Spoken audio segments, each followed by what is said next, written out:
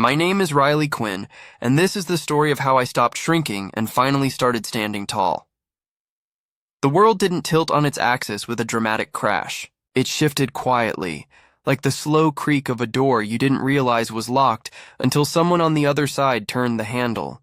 Mine opened in the dim glow of Evergreen Community College's old gymnasium, amid the rhythmic thud of sneakers on polished wood, the faint metallic tang of the water fountain, and the steady gaze of the one person who refused to let me fade into the background. I was 23, a junior transfer student who'd mastered the art of being forgettable, not invisible in the superhero sense, no cloak of shadows or vanishing acts, but the kind where people's eyes slid past you like you were part of the wallpaper. I'd been perfecting it since high school.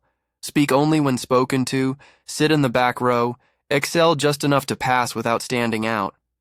It was a survival strategy, honed in a household where my father's booming voice filled every room and my mother's quiet disapproval lingered like cigarette smoke.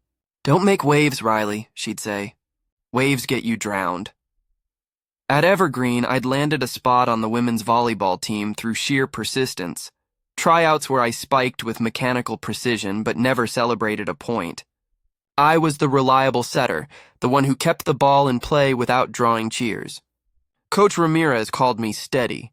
The team called me nothing at all. I arrived early to every practice, changed in the far stall of the locker room, and left before the post-session chatter began. Solitude was my armor. That Tuesday morning, the gym was still asleep when I slipped in at 5:52 a.m., 8 minutes ahead of my usual 6 o'clock ritual. The air was cool and stale, carrying the ghost of yesterday's sweat and the faint squeak of my sneakers echoing off the high ceilings. I liked it empty. No overlapping voices, no accidental eye contact, no risk of someone asking, "Hey Riley, what's your story?" Because I didn't have one, or at least I'd buried it so deep I'd forgotten where to dig. I was lacing up my knee pads when the side door by the equipment closet banged open. "Quinn, that you haunting the place again?" My heart stuttered. I knew that voice, low and laced with amusement, like she was always one step ahead of a joke. Lena Torres emerged from the shadows, her curly hair tied back in a messy ponytail, still damp from the pool next door.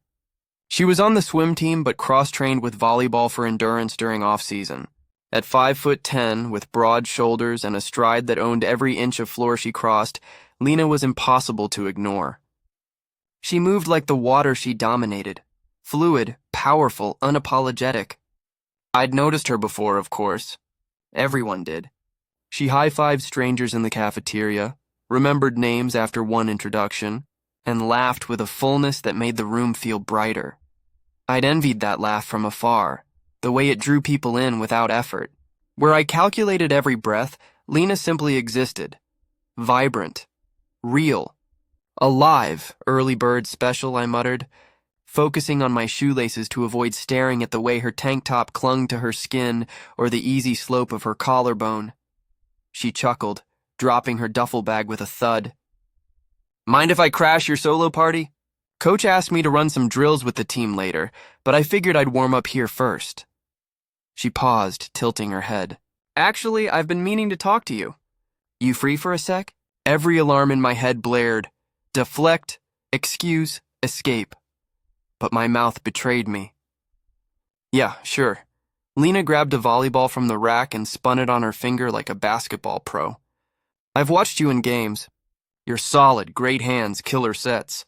But you play like you're trying not to be noticed. Like you're apologizing for every point." The words landed like a spike to the gut. Not mean, just true. I'd spent years making myself small, slouching in family photos, whispering answers in class, celebrating victories with a nod instead of a fist pump. On the court, it showed, precise passes that never risked flair, blocks that were efficient but never explosive. "I'm consistent," I said. The automatic downgrade I'd rehearsed 1,000 times. "No." Her tone was gentle but firm, like a coach correcting form without yelling. "You're talented. You just hold back. Why?" I opened my mouth for another deflection, but nothing came. Lena wasn't pushing. She was inviting. And for reasons I couldn't name, I didn't want to lie. There's an open gym tonight, she continued, tossing the ball lightly between her hands. Voluntary. Just for skill work, come. I'll spot you on serves and blocks. No pressure, why me? It came out sharper than intended, laced with the suspicion I'd carried like a backpack since childhood. Lena's dark eyes softened. Because I see you, Riley, and I think you're tired of hiding. Plus, I could use a decent partner who doesn't flake. She grinned, but there was something deeper in it. Recognition, maybe. 8 p.m., don't psych yourself out. Just show up. She headed for the exit, her footsteps echoing. The door clicked shut, leaving me with the ball's faint bounce in my memory and a knot in my stomach that felt suspiciously like anticipation. The day blurred. In sociology lecture, I doodled volleyball nets instead of taking notes. During lunch in the crowded cafeteria, I sat alone at a corner table replaying Lena's words. You play like you're apologizing. They followed me to the library, where I stared at a textbook on developmental psychology without reading a word.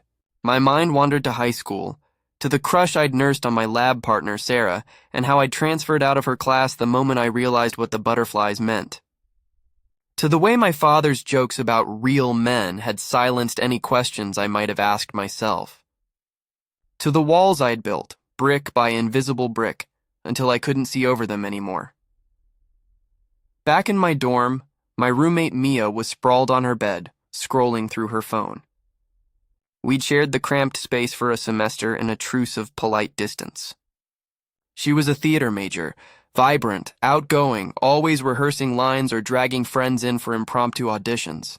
I was the ghost who paid rent on time and never borrowed her hairdryer. Heading out? She asked, glancing at my fresh athletic clothes. Open gym, I said, avoiding her eyes. On a Tuesday? Team thing? Optional, she shrugged. Cool. Break a leg or whatever you volleyball people say. She returned to her screen, and I slipped out before she could ask more. I never imposed. Never needed. It was safer that way. The walk to the gym felt endless under the sodium orange streetlights. Doubt marched alongside me. This is pointless. Lena was just being nice. You'll embarrass yourself. Turn around. But beneath the noise, a quieter voice whispered, What if she's right? What if you're tired? The gym was dimly lit when I arrived, the overhead fluorescents humming softly. A handful of players from the team were at the far end, practicing digs and laughs bouncing off the rafters. No sign of Lena. Relief warred with a sharp pang of disappointment. Maybe she'd forgotten. There you are! She appeared from the storage room, arms loaded with cones and a net bag of balls. Her smile lit the space like a cervase. Thought you might bail. Almost did, I admitted, surprising myself with the honesty. But you didn't. She set everything down and handed me a ball. That's step one. Let's warm up with passing drills. The next 90 minutes were a revelation. Lena was patient but relentless. Plant your feet, Riley, own your spot. Elbow high on the serve. Don't flick your wrist like you're scared of it. Jump like the net's yours to conquer. She demonstrated with effortless power, her body an extension of intent rather than apology. And she watched me, not critically, but with the focus of someone mining for gold in what I'd dismissed as dirt.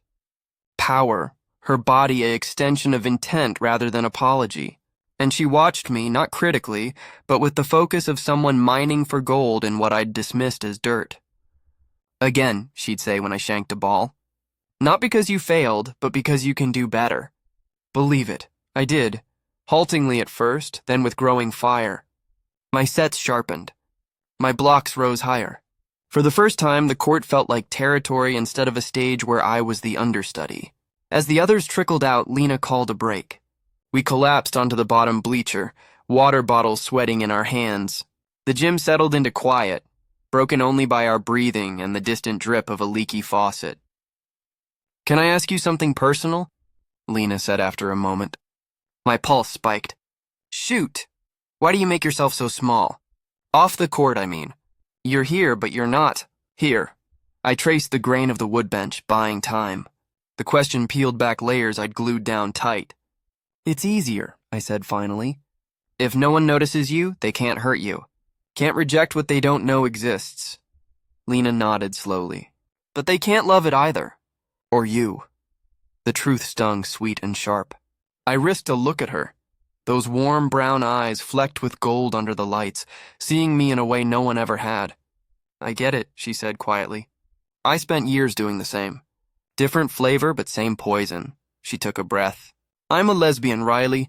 Came out sophomore year after pretending to date guys to fit in. It was like wearing shoes 2 sizes too small, blisters on my soul. Hiding almost cost me my best friend. And myself? The confession hung between us, electric. Lena was gay. The girl who lit up rooms, who high-fived everyone, who moved through life unfiltered, she'd hidden too. And now she was offering me the map out. I'm telling you because I see it in you, she continued, voice steady. That guarded look, the way you edit every word. The exhaustion of it. If I'm wrong, say so and we drop it. But Riley, you don't have to shrink, not here. Not with me, the gym spun. Words I'd swallowed for 9 years clawed up my throat. My hands trembled around the water bottle. I've never said this out loud. I swallowed hard. I'm gay. I've known since I was 14. Crushed on a girl in my chem class and panicked so hard I switched schools. Never told a soul. Silence stretched, thick but not heavy. Then Lena's hand covered mine, calloused from pool edges, warm from effort. Thank you for trusting me, she whispered. That's huge. Tears pricked, unbidden. I wasn't crying from shame, but from the sudden lightness, like shedding a coat I'd worn in summer for years. We talked until the janitor's keys rattled at 11:47 p.m. Lena shared her story. The teammate who'd stopped talking to her, the sister who'd hugged her tighter, the freedom of her first Pride event. I unloaded mine. The father who'd rage at those people on TV, the mother who'd sigh about finding a nice boy, the nights I'd stared at the ceiling wondering if I was broken. Do you want to come out? Lena asked as we packed up. To the world, I mean? I considered it, the weight and the wonder. Not yet. Maybe someday. Right now. I need to come out to me. Accept that it's okay to want this, to want connection, to take up space. She smiled, soft and knowing. That's the hardest part, and the best. We walked out together under a sky pricked with stars. The campus paths felt wider, the air clearer. For the first time, I didn't hunch against the wind. The weeks that followed were a slow unfurling. I showed up to open gyms regularly, and Lena became my shadow partner, pushing, praising, laughing when I finally nailed a jump serve with a whoop that echoed. Off the court, we grabbed coffee between classes, texted memes about bad sets and worse rom-coms. She introduced me to her swim friends, who welcomed me without fanfare. I started sitting in the middle rows of lecture halls. My sets and games grew bolder. Coach Ramirez raised an eyebrow and said, Quinn, where's this fire been hiding? One evening after a particularly grueling practice, Lena and I lingered in the gym again. The lights were half off, casting long shadows. Remember that first night? She asked, bumping my shoulder. How could I forget? You basically dragged me out of my shell. You walked out on your own. I just held the door. She paused, then added quietly, I like you, Riley. More than as a drill partner, if that's okay? My heart performed a perfect block. Yeah, I said, grinning like an idiot. More than okay. We didn't kiss, not yet. But we sat closer on the bleachers, knees touching, talking about futures that included each other. I wasn't ready to shout my truth from the rooftops, but I was done whispering it in the dark. I still arrive early to practice, but now I linger afterward, joining the chatter. I text Lena good morning emojis shaped like volleyballs. And when I spike a ball now, I don't apologize for the space it takes. I claim it. My name is Riley Quinn, and I'm finally unapologetically here. The stage lights felt like a spotlight on my soul, and I wasn't sure I was ready to be seen. I'd been part of the Harbor's Edge Community Theater for 3 years, always lurking in the ensemble, content to blend into the chorus of a musical or the shadowy background of a drama. My name's Ethan Caldwell, and for as long as I could remember, I'd been hiding, not just from the audience, but from myself. It started with Liam, the theater's assistant director, a guy with an easy smile and a knack for making everyone feel like they belonged.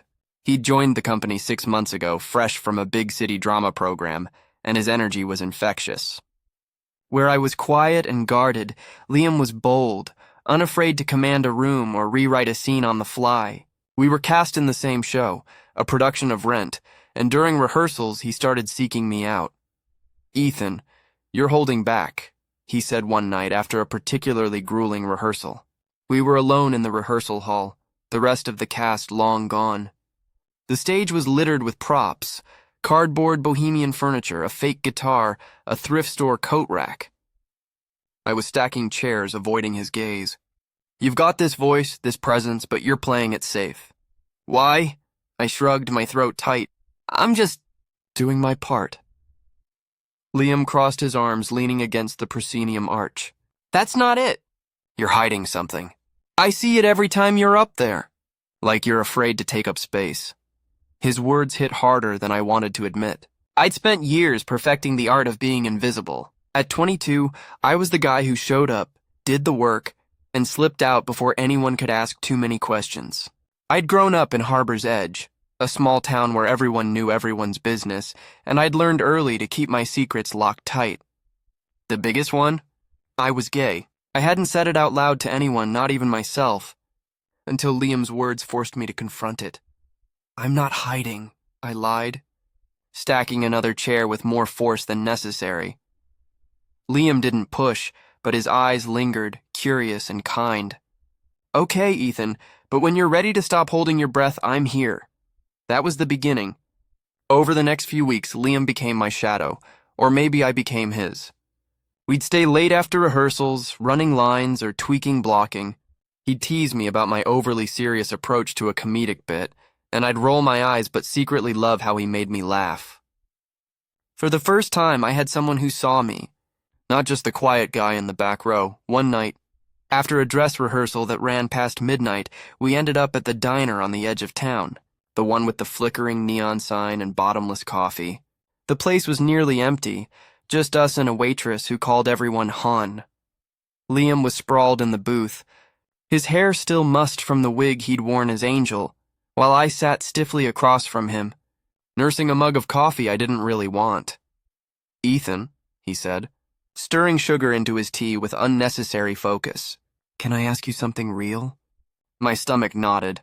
"Sure. Have you ever let yourself want something? Like, really want it? Not just what you think you're supposed to?" I stared at the table, tracing the cracks in the formica. "I don't know what you mean." He leaned forward, his voice low. "I see you, Ethan. You're talented, you're kind, God, you're you. But you act like you don't deserve to take up space. Like you're apologizing for existing. Why?" The question cracked something open in me. I thought of the years spent dodging school dances, pretending to crush on girls I had no interest in, perfecting the art of blending in. I thought of the nights I'd lain awake, terrified of what it meant that I didn't want what everyone else seemed to. "I'm scared," I admitted, the words barely a whisper, "of what it means to want something real, of what people will think if I stop pretending." Liam's expression softened. "That's the most honest thing I've heard you say, and for what it's worth, I think you're brave as hell for even saying it." I looked up, and his eyes were steady, holding mine in a way that made my chest ache. "You deserve to see yourself the way I see you," he said. "Someone who's been carrying a weight alone for too long. Someone who's stronger than he knows. Someone worth knowing." The words settled into me like a warm tide, washing away years of doubt. I didn't know what to say, so I just nodded, my throat too tight for words. The next few months were a whirlwind. Liam and I developed a routine. Rehearsals ended, but we'd linger in the theater working on scenes or just talking. He'd text me to meet him at the beach at dawn, where we'd walk the shoreline, shoes in hand, trading stories about our lives. I told him about growing up in Harbor's Edge, about my mom's diner shifts and my dad's fishing boat, about how I'd always felt like I was living someone else's life. He told me about his big city upbringing, about coming out at 17 to a family that didn't understand but tried anyway, about the boyfriend who'd wanted him to be a walking pride flag. "I didn't want to trade one box for another," Liam said one morning, skipping a stone across the waves. "Being gay is part of me, but it's not all of me.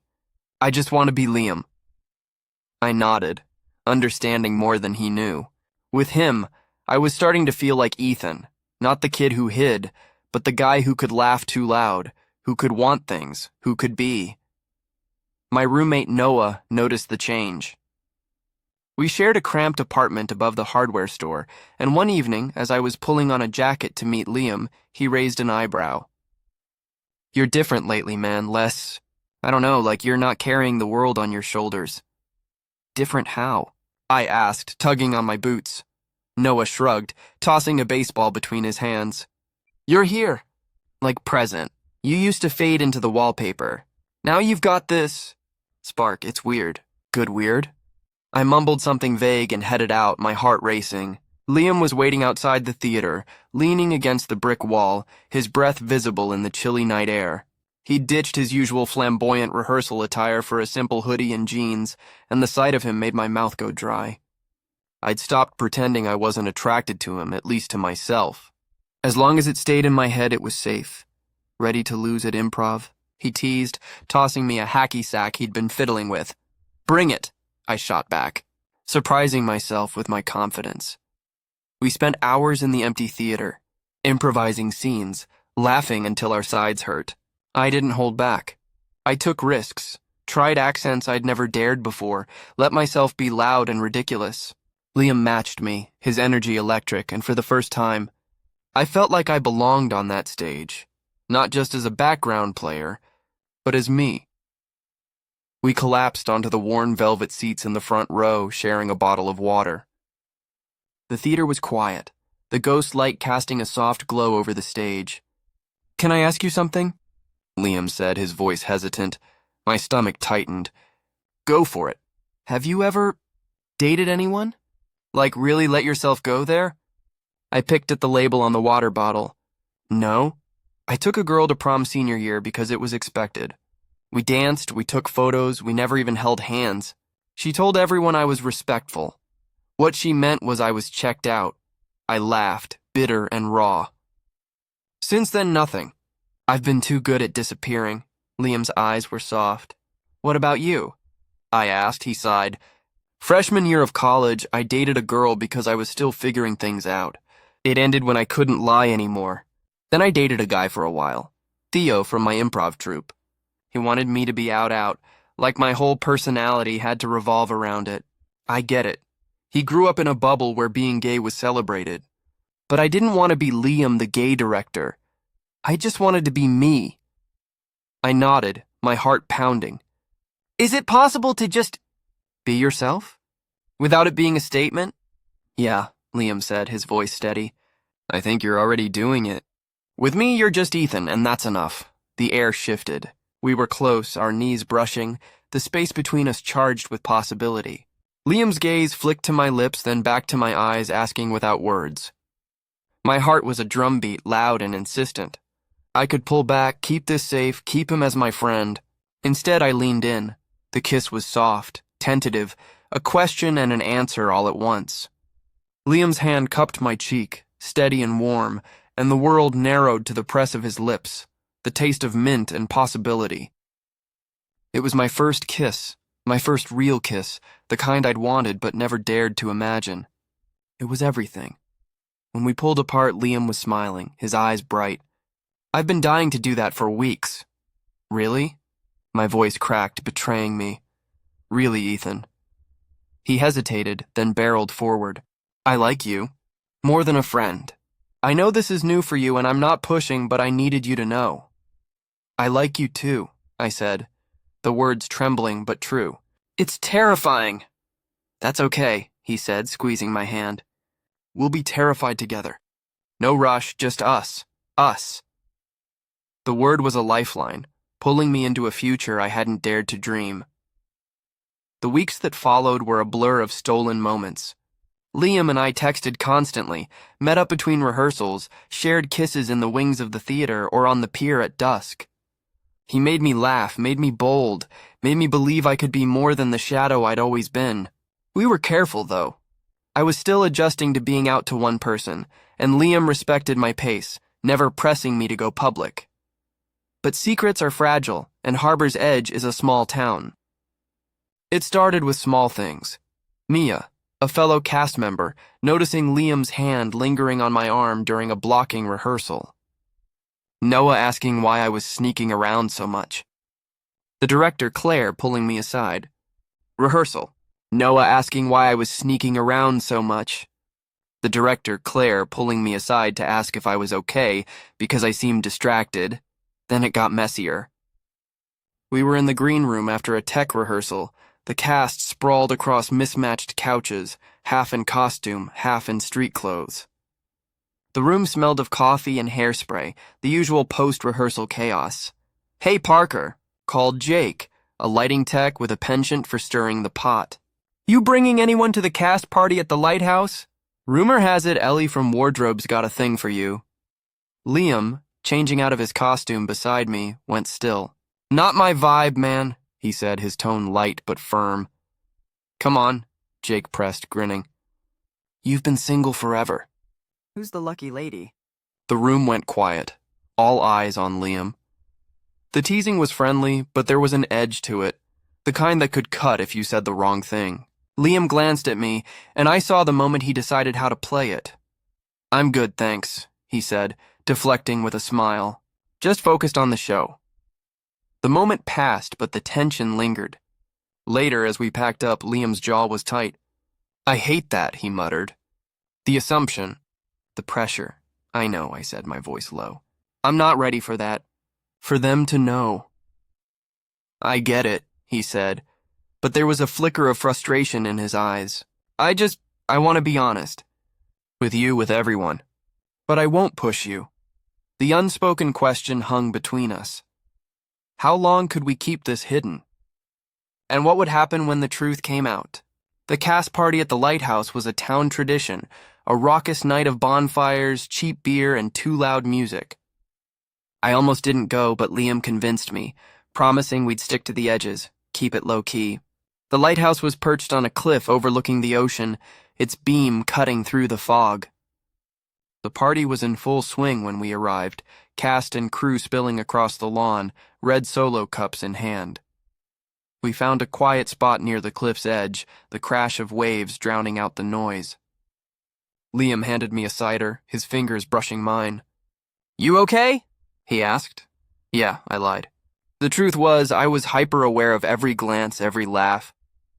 I felt exposed, like everyone could see the secret written across my face. Then Jake appeared, a little drunk, a lot loud. "Parker, Caldwell!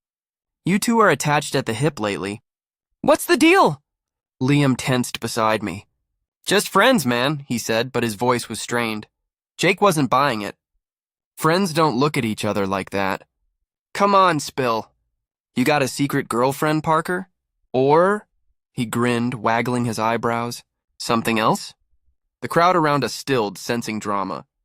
My heart pounded, fight or flight kicking in. Liam's hand found mine under the cover of darkness, a silent anchor.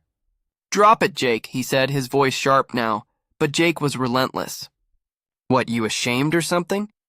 "Just tell us, I'm gay," I blurted, the words ripping out of me before I could stop them. The world went silent, the only sound the waves below. Liam's hand tightened around mine. Jake's mouth opened, then closed. The crowd stared. I wanted to run, to disappear into the fog, but Liam's grip held me there. "And I'm with Ethan," he added, his voice steady. "So yeah, that's the deal." The silence stretched, endless and suffocating. Then Mia, of all people, raised her cup. "Well, damn. Cheers to that." A few people laughed, the tension breaking. Someone else whooped, and suddenly the moment wasn't a disaster, it was just a moment. Later, as the party wound down, Liam and I sat on the cliff's edge, our shoulders touching. "You didn't have to do that," he said softly. "I wanted to," I said, surprising myself with how true it was. "I'm tired of hiding. I want to be seen." "With you," he smiled, the lighthouse beam sweeping over us. "Then let's be seen together." The weeks that followed were messy and beautiful. The town talked, of course. Harbor's Edge always did. Some people were kind, some were awkward, a few were cruel. But Liam and I faced it together, hand in hand, on stage and off. I took bigger roles, sang louder, laughed harder. I wasn't invisible anymore. One night, after a performance, we stood on the stage, the ghost light glowing. "You were incredible," Liam said, pulling me close. "So were you," I said, and I meant it. Not just the show, but us. The messy, terrifying, perfect us. I didn't know what the future held, but for the first time, I wasn't afraid to find out. I was Ethan, and I was enough. I'd always been good at disappearing. Not literally, of course, but in every way that mattered. At Crestview University, I was Alex Rivera, sophomore, star butterfly swimmer, the guy who showed up early to practice, kept his head down, and never made waves.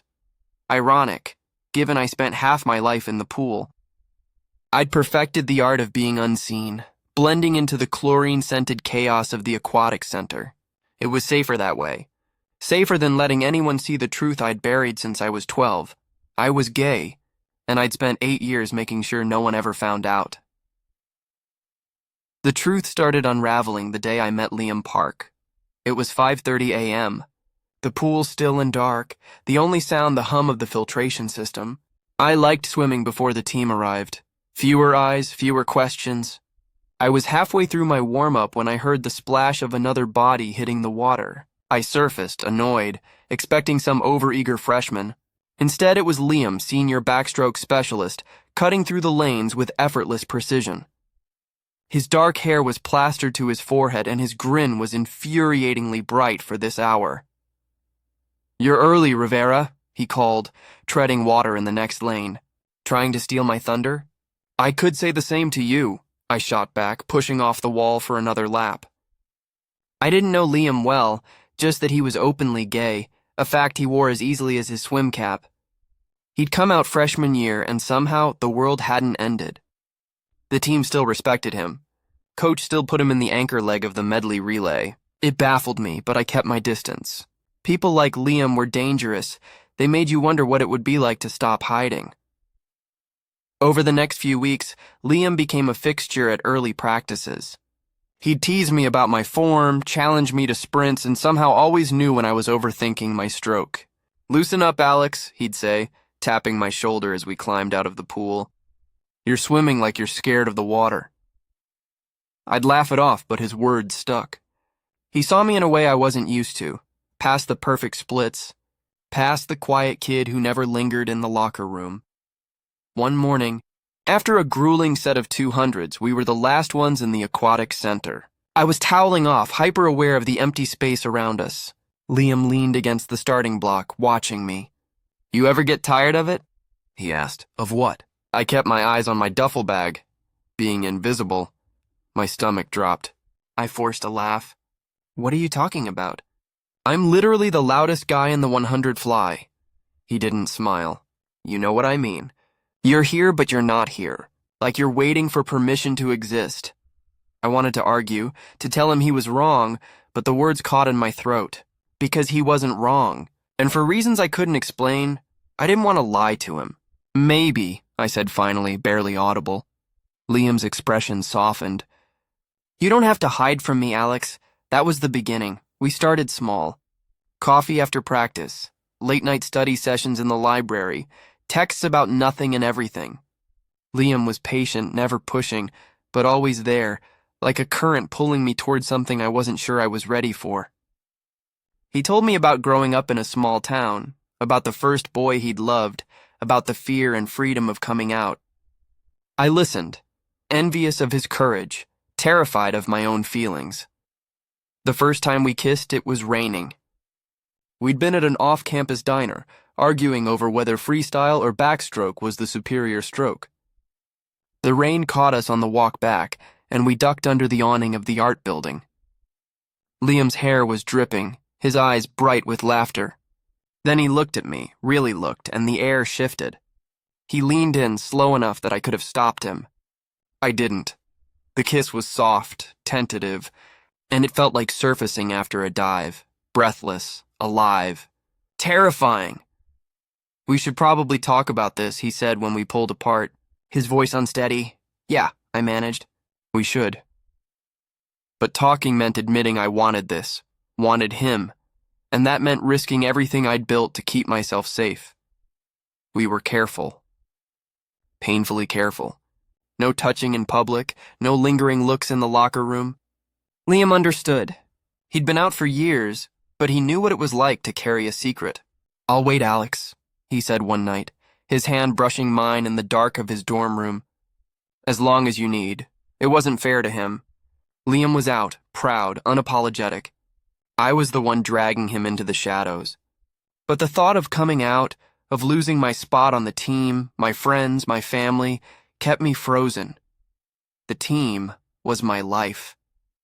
Swimming was the one place I'd always belonged, where my time spoke louder than my silence. But the locker room was a minefield.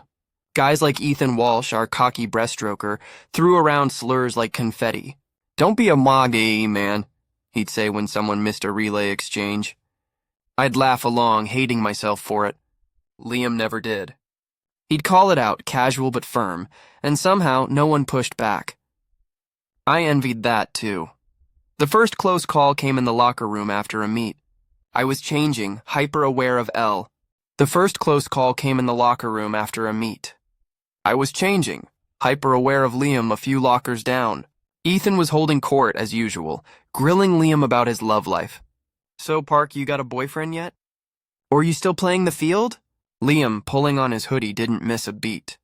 "I'm seeing someone. It's new, keeping it chill for now."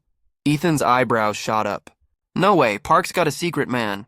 "Spill, dude. He on the team?" "What's his name?" "Low-key Walsh," Liam said, his tone final. The guys groaned but moved on, distracted by someone's bad karaoke story. I finished changing in record time, my pulse racing. Liam texted me 20 minutes later. "You okay?" "Sorry about that, yeah," I replied. "Close, though. Meet me at the pier." The pier was our spot. A weathered wooden dock by the lake on the edge of campus, far from the athletic complex. No swimmers, no coaches, just us in the water lapping below. Liam was there when I arrived, sitting cross-legged, skipping stones.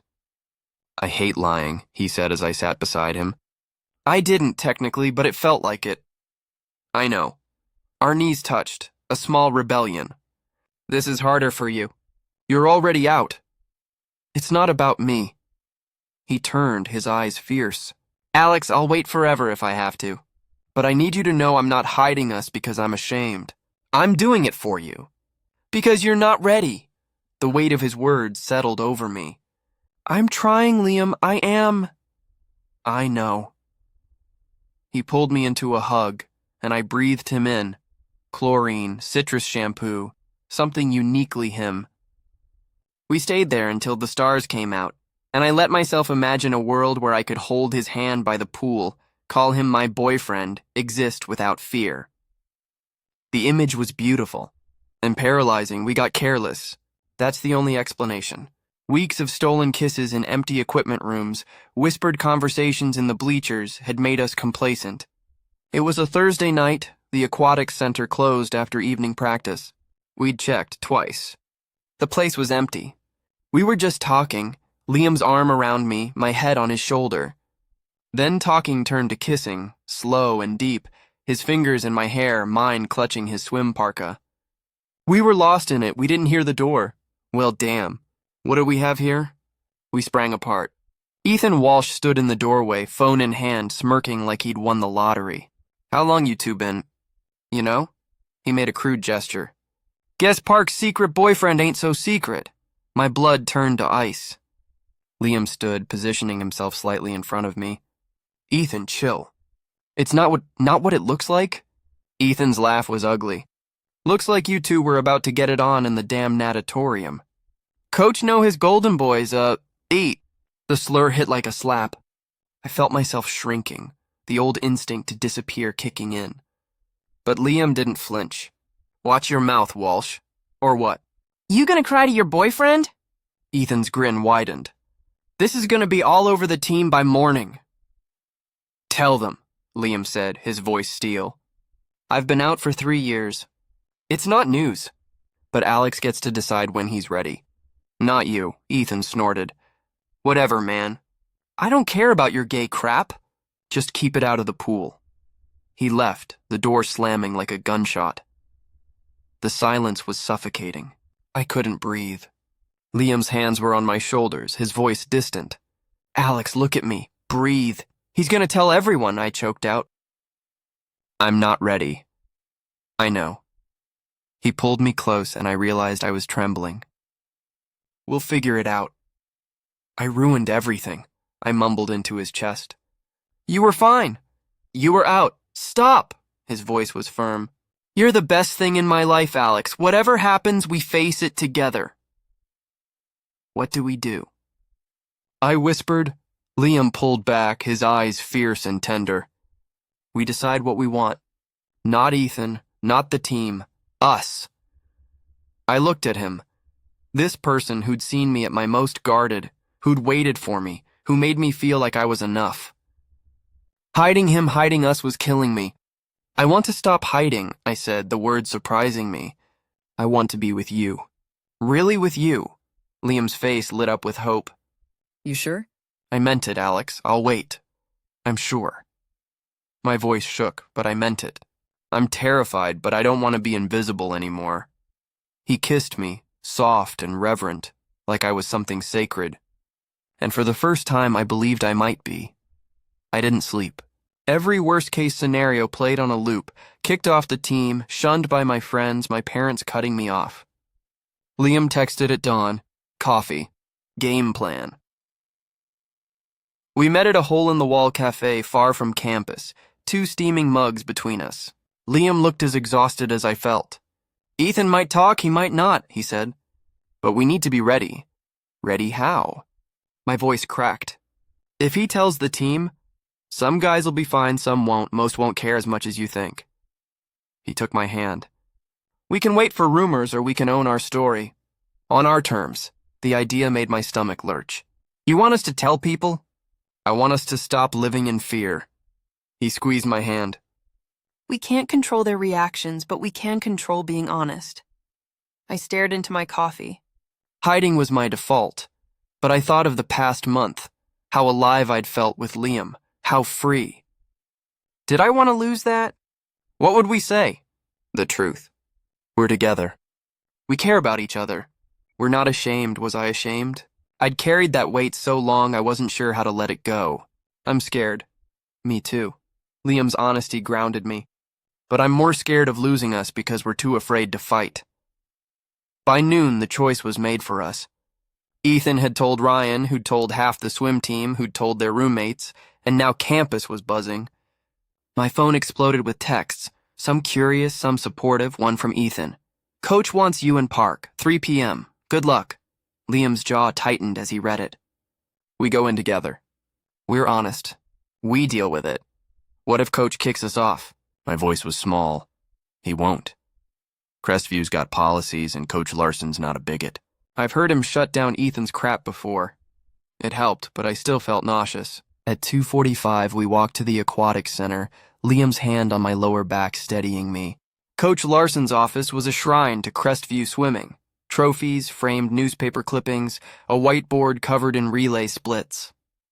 Larson, a former Olympian in his late 40s, looked up from his desk, his expression neutral. Rivera. Park. Sit. We sat. My heart was a jackhammer.